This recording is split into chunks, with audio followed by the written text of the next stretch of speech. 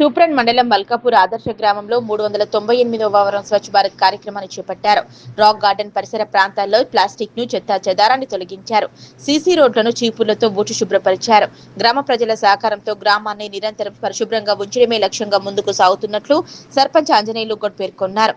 కార్యక్రమంలో ఉప సర్పంచ్ స్వామి, మాజీ సర్పంచ్ మహాదేవి, నవీన్ యాదవ్, ఫ్యాక్స్ మాజీ డైరెక్టర్ గోపి, వార్డు సభ్యులు జిన్నా కృష్ణ, వేణుగోపాల్, మేకిన్ యువత, పంచాయతీ సిబ్బంది, గ్రామస్తులు పాల్గొన్నారు. ఈ రోజు తూప్రాన్ మండల్ ఆదర్శ గ్రామం మల్కాపూర్లో 398వ స్వచ్ఛ భారత్ కార్యక్రమం రాక్ గార్డెన్ వద్ద చేపట్టడం జరిగింది. ఇంతకుముందుకు యథావిధిగా చేసినట్టుగా ప్రతి వారం స్వచ్ఛ భారత్ కార్యక్రమంలో భాగంగా ఈ రాక్ గార్డెన్లో సర్పంచ్ మరియు మాజీ సర్పంచ్ మరియు వార్డు మెంబర్స్ మరియు మన గ్రామ సిబ్బంది, మేక్ ఇన్ మల్కాపూర్ యూత్ అందరం కలిసి ఈ గార్డెన్లో చేయడం జరిగింది.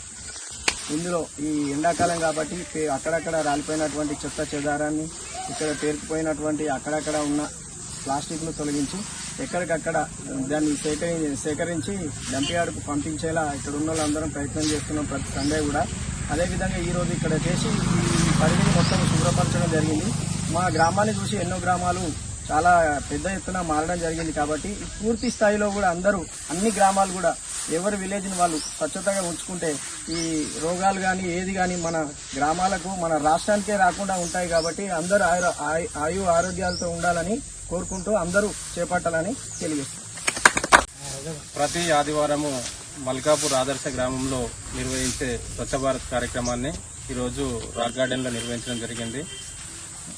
మా గ్రామంలో ఇప్పటి వరకు నిరంతరాయంగా 398 వారాలుగా ఈ యొక్క స్వచ్ఛ భారత్ కార్యక్రమాన్ని కొనసాగించడం జరుగుతున్నది. ఈరోజు ఈ కార్యక్రమంలో మా గ్రామ ఉప సర్పంచ్ గారు, మా గ్రామ మాజీ సర్పంచ్ గారు, ఉప సర్పంచ్ గారు, పాలకవర్గ సభ్యులు, మేకిన్ యువత, మా గ్రామంలో ఉన్నటువంటి యువకులు, పంచాయతీ సిబ్బంది అందరూ కూడా ఈ కార్యక్రమంలో పాల్గొనడం జరిగింది. ప్రధానంగా రాక్ గార్డెన్ లో ఉన్నటువంటి ఈ చెత్త చెదారాన్ని మరి తొలగించి అలాగే కొన్ని పిచ్చి మొక్కలను కూడా తీసివేయడం జరిగింది.